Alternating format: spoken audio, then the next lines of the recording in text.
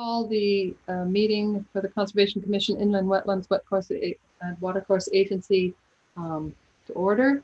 And we have a quorum, and I will call roll. I'm Marjorie Winters, and we have Jason Levy, Jim Morrison, and Joseph Campaniga. So, and I think I've called everybody. All right. And so we don't need to appoint any alternates. We don't need that. So, oops, I just lost my agenda. All right. So, let me, Zoom. All right. Let me see if I can find my agenda again. I'll help you along a little bit. Thank you. There's no public hearings, no receipt of new applications. General Commission business is to approve the minutes of June 2nd, 2020. If anybody has comments about the minutes. Any comments about the minutes? There being none, I would entertain a motion to approve. Yep, so moved. Joe motioned, and a second. I second. Thank you, Jim. All right, all in favor? Aye. Aye. All right. What's the next agenda item? Because I still haven't found it yet. The next is the Conservation Commission duty work, because there's no wetlands work. Referral from the Board of Selectmen, potential open space acquisition at the Meadowood site. I will hand that over.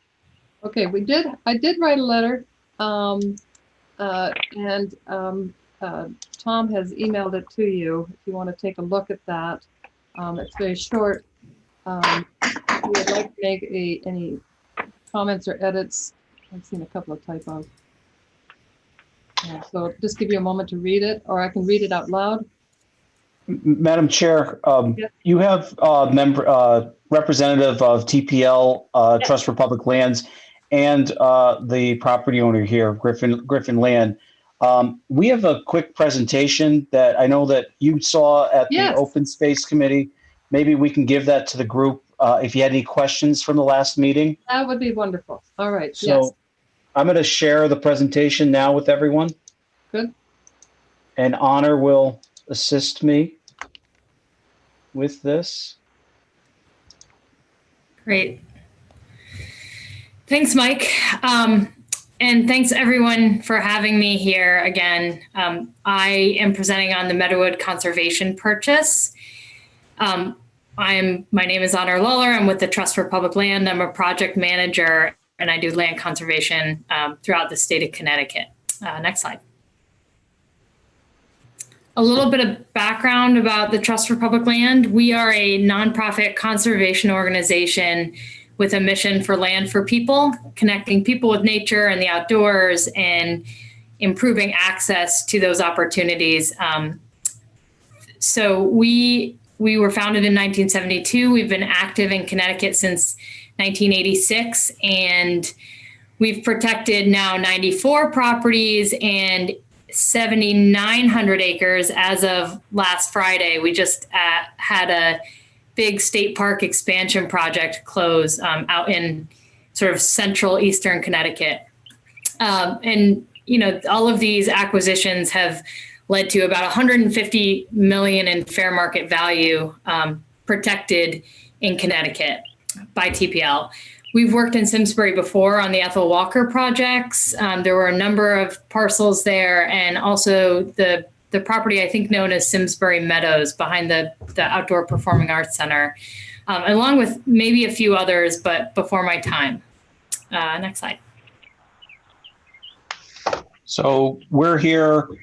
This is the Meadowood project. It was a residential subdivision approved by the courts in 2008, called for the construction of 296 homes. The approvals are valid through March 20th, 2022. There was some open space purchases previously with this project, like the triangle on Firetown, Barndoor Hills, and Holcomb Street, if members remember. Next slide. As part of the court settlement, there was an environmental cleanup that was performed. All of the activities associated with the environmental cleanup. This was with soil mixing, soil removal, et cetera. Those were completed. The town has engaged the services of environmental professional, licensed environmental professional, just to review the files and make sure, we're doing our due diligence. But all of the activities were done in accordance with the court settlement and with the guidance of DEP for the residential exposure standards. And I'll turn it back over to Honor. Thanks, Mike.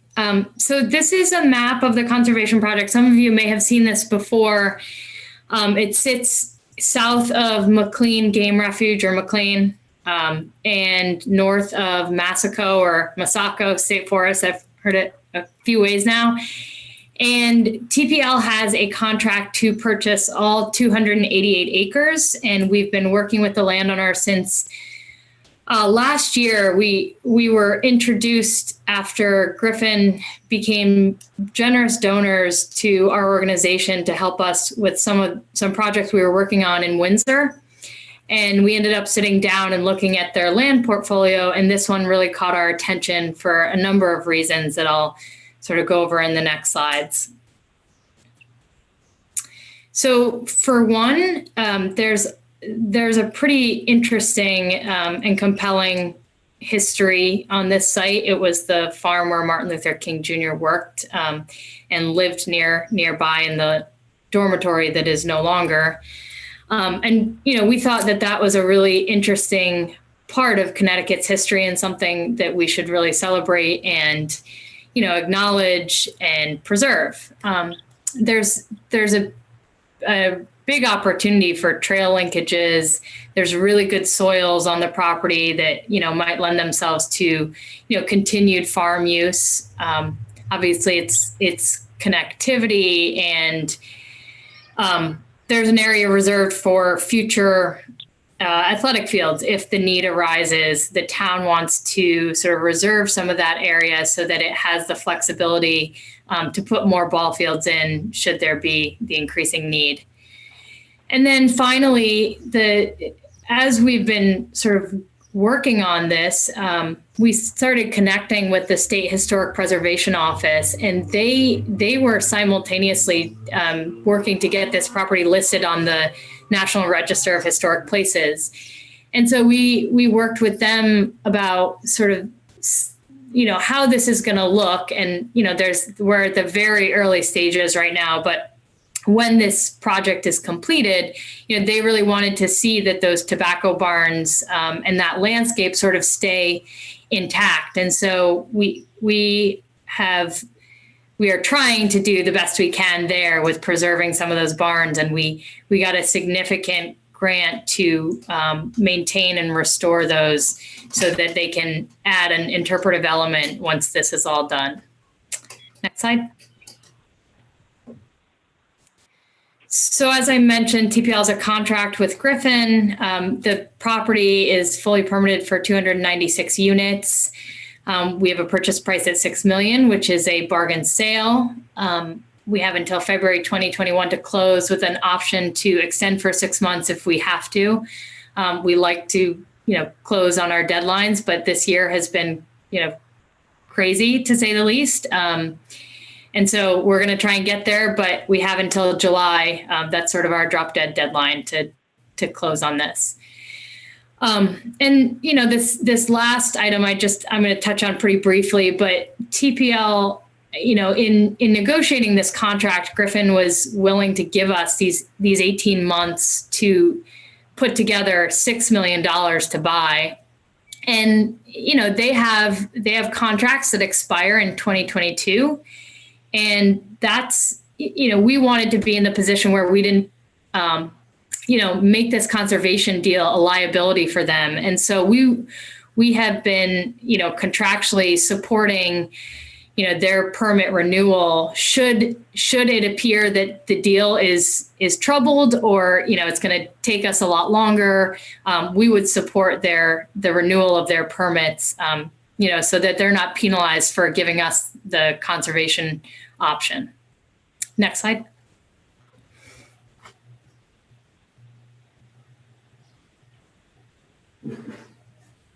Next slide.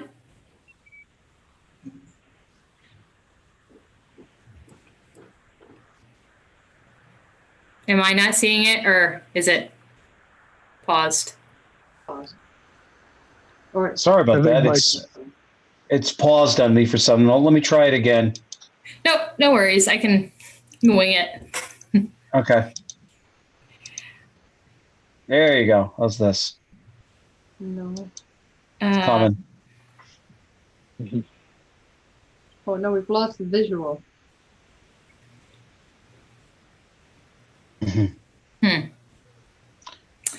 Well, so I'll just off the top of my head, until Mike is able to maybe figure it out, the conservation outcome that we've sort of proposed as a preliminary plan to the town and to partners is sort of a 4-phase conservation outcome. We have 138 acres that will be dedicated to open space and trails and interpretive signage. And that is the area that is sort of north of Firetown Road, next to the triangle, linking McLean Game Refuge with Masako State Forest.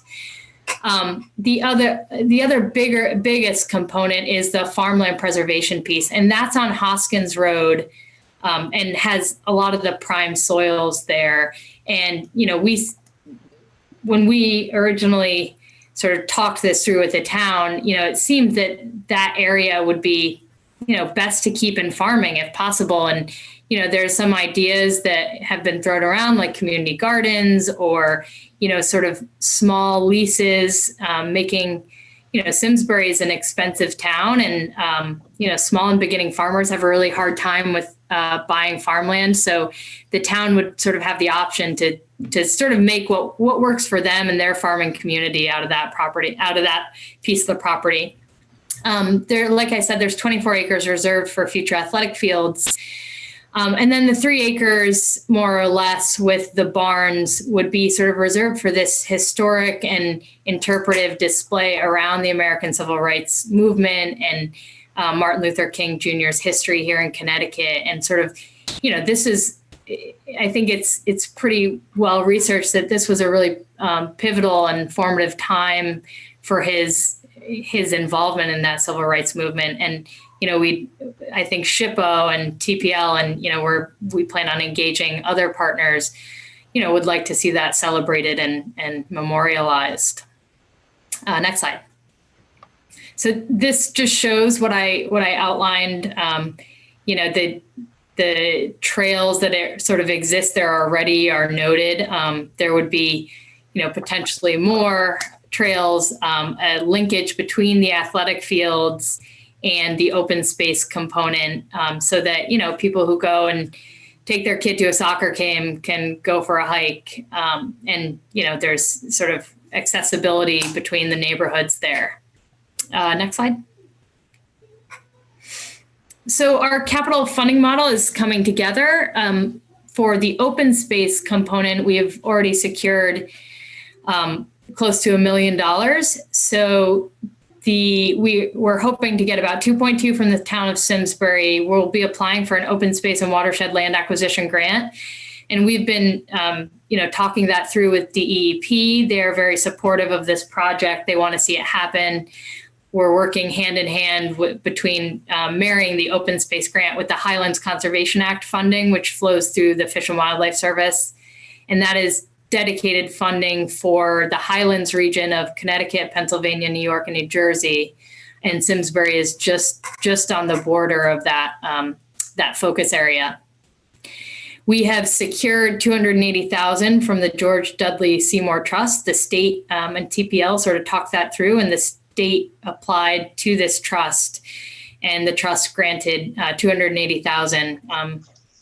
The Department of Ag, that funding piece would play into the farmland parcel, and we have had sort of preliminary conversations with them, and we'll sort of, now that I'm back from maternity leave, we'll go down that road starting now.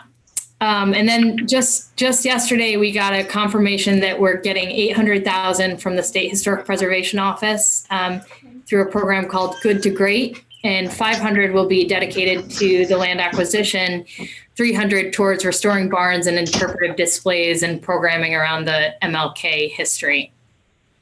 And then there's 150,000 through the sale of a private lot that Griffin already has an option with a private landowner. And that brings it to the $6 million total capital.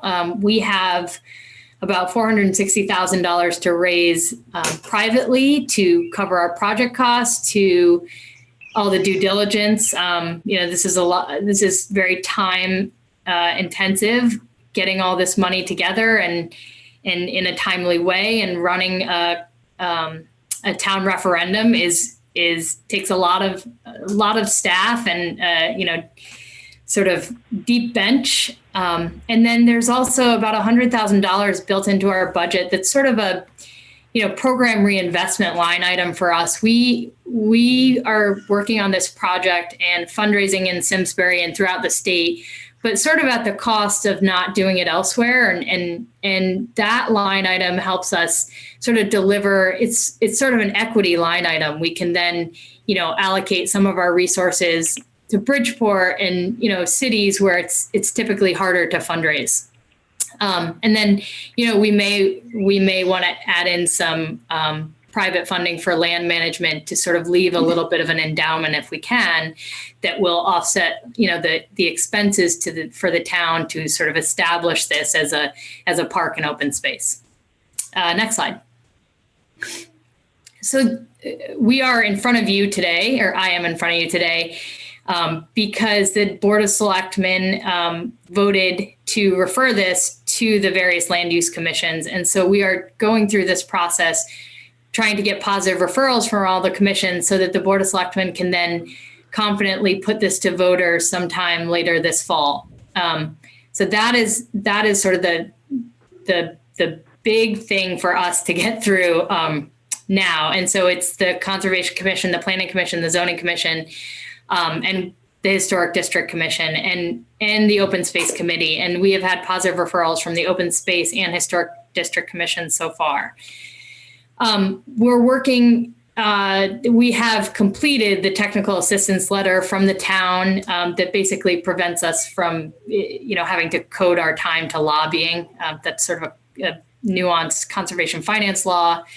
And we have an MOU signed with TPL and the town that outlines some of the roles and responsibilities between the two parties moving forward. Who pays for what, who does what, how we work together, legal stuff. And then I guess number 4 is what I was really talking about before, getting all of the various commissions to, this is the permit renewal issue. So, Griffin is not, I don't think, coming forward today for permit renewals, but, TPL would support that. And, I think the commissions, should consider that, their right to this future permit renewal is sort of, TPL's contract really with the landowner really hinges on their ability to sort of maintain their business opportunities with this project in the event that the conservation outcome is not successful.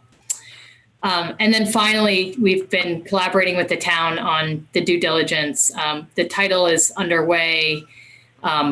Survey would be down the road, and the town has hired an LEP to do a thorough review of their remediation actions. And TPL is engaging an appraiser to do an appraisal for the open space grant. So I think that's it.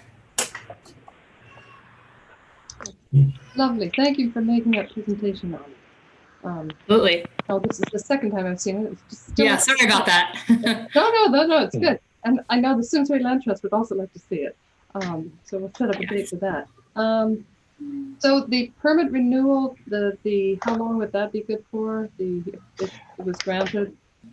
Marjorie, I think that the permit renewal is a separate conversation. All right. And really that is for, as Honor said, let's say for some reason TPL cannot secure the funding or it takes longer. Griffin has the right to come in for what's called a permit renewal.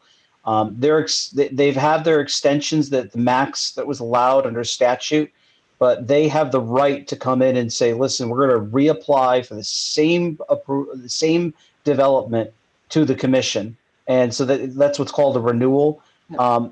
And Tim and company are here. Maybe we could speak about that after we discuss this referral from the Board of Selectmen. Sure. And really, that we wanted to discuss that with you, is just giving you a heads up so you weren't surprised down the road 6 months from now, should they need to come in for renewals. It's a reasonable thing. All right, we can discuss Madam it. Chairman, Yes. if I may, not to talk about the permit renewal, but I just wanted to mention for the benefit of the commission that, we've been engaged with the Trust for Public Land on this transaction for over a year now. We are very interested in seeing this through. We think this is a three-way win, if not more, for what has been a long and tenuous process. So I just wanted to make sure that the commission understood that we do wish to see this through. And as we'll explain to you later, the reasons why and the mechanics for a permanent renewal. But again, thank you for your time. Thank you. Any other comments? All right. All right. I had a question about the environmental work that was done. Did the site go through the Connecticut Transfer Act as part of that remediation? And would it trigger the Transfer Act if it were required by the town? So as I understand it, the Transfer Act has this very specific past uses of the property. And I'm not an LEP or anything, but I don't believe this would have triggered that because it was agriculture, and Tim and Mike definitely know more about that. But there is reams of information available that's, I believe, is being reviewed by a third party LSP. But the short answer is no. It's not under the Transfer Act. It was an approved remediation and soil relocation plan, fully signed off by DEEP, as well as the Army Corps of Engineers. We also went through a voluntary remediation action with the restoration of what was referred to as Wetland 10. And that's where we actually replaced wetland soils and vegetation to, I think it was about a 6 or 7 acre portion of the property.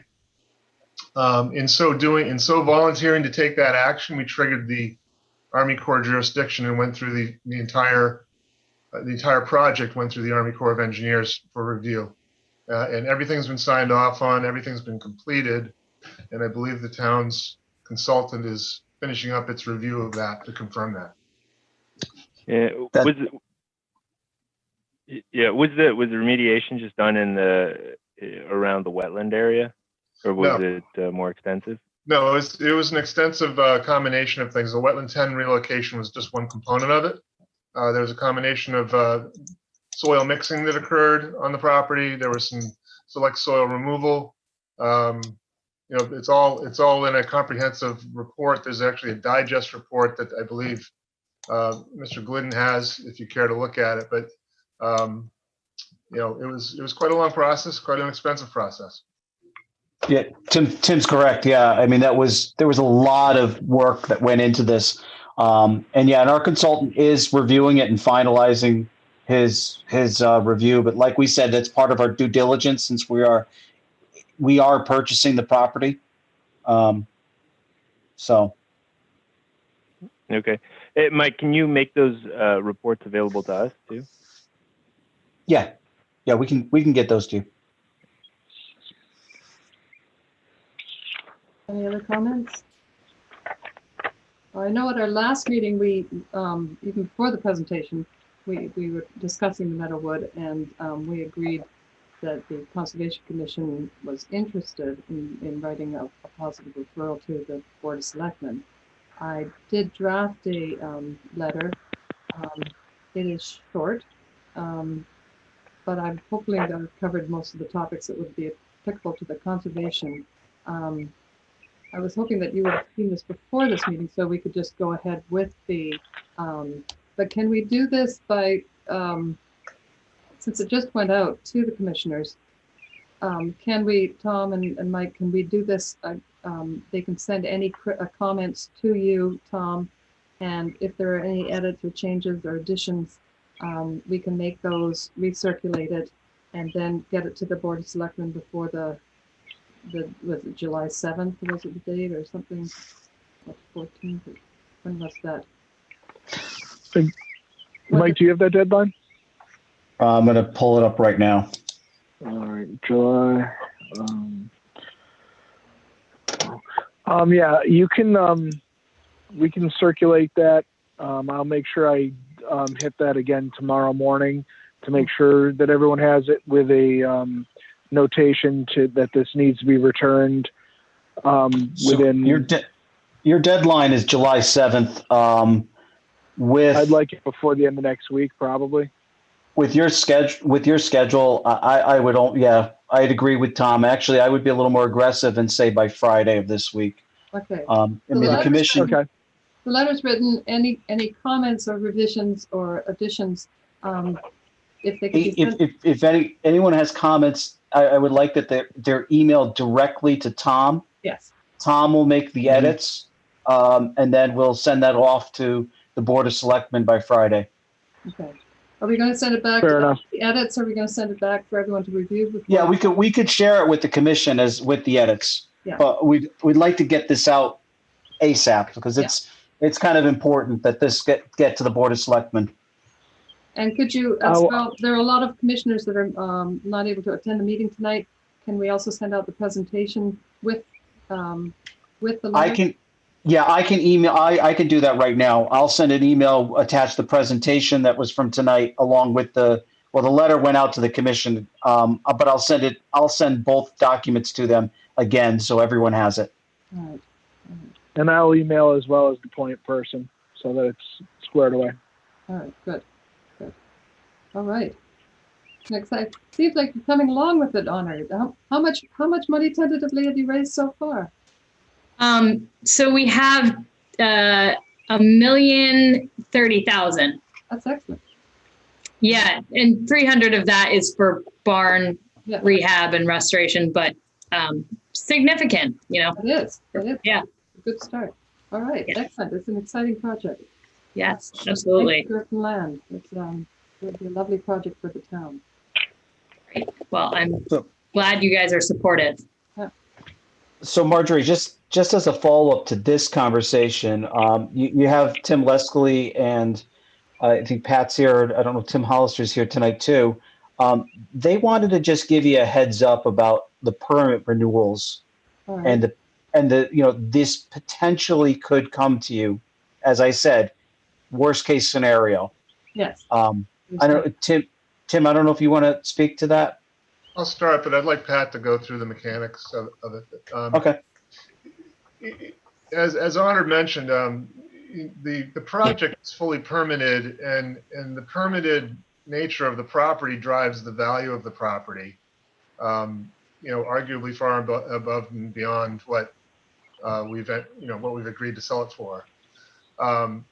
So the value is the permitted value is important to not only Griffin in terms of preserving its interest in the development should this transaction not go forward, but it's also underpinning the appraisals that are going to be used to value the various components of the rights and interests that are to be conveyed to the various parties. And so while Trust for Public Land has the option of our permitted project for approximately 18 months, we can't be left with in a situation where something goes wrong at the 11th hour and we no longer have a permitted project. And I believe there's certainly been discussions with the town about this. We've done research. We've had a memo generated that talks about the status of our permits and really what our what is by right in terms of what we can request going forward. And essentially, the distinction is that it's not a permit extension because the statutory extensions for the permitted project have all been exercised. You might recall we were before you 3 years ago to request those extensions. That was the last extension that the statute allows for this permit. But given that we've invested millions of dollars in not only remediation, but also offsite improvements that were traffic improvements and infrastructure improvements that were necessary for the project itself, for the part of the approvals, and entered into an agreement and closed on the transaction that involved the town purchasing some other land for its own open space.